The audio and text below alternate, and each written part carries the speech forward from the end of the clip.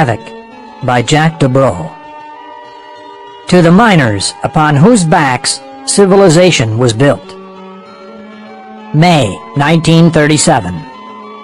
Alone in his cabin for the past 3 days, the madman rocked gently on his narrow bunk, his eyes fixed on the dull sheen of his personal safe, while fever sent alternating currents of heat and cold through his body.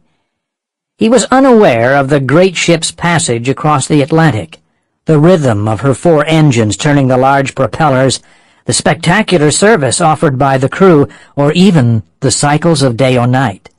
It took all his mental ability just to keep his focus on the small safe. Since leaving Europe, he'd ventured from his cabin only late at night to use one of the communal washrooms. Even on these furtive forays, he'd hurry back to his room if he heard other passengers stirring or crew members attending to their duties. On the first night of the trip and during the following day, a steward would knock on his door, inquiring about his needs, asking if he wanted tea, a cocktail, or perhaps some soda crackers to settle his stomach if the ship's motion was making him ill. The passenger had refused everything, struggling to maintain a patina of civility. But when the waiter returned to ask if the passenger wanted dinner brought to him on the second night, the man in cabin 8A flew into a rage, cursing the hapless steward in a mix of English, Greek, and an African dialect he'd picked up in the preceding months.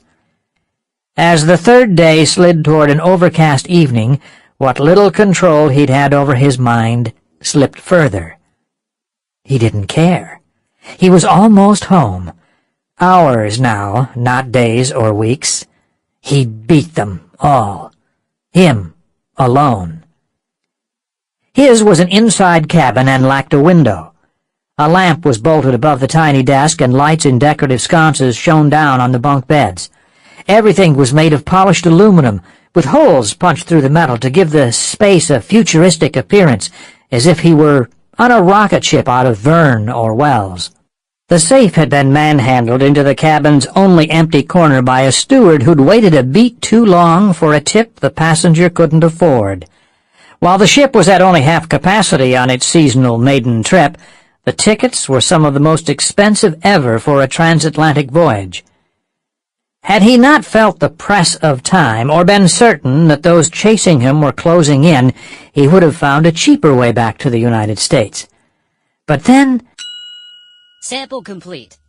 Ready to continue?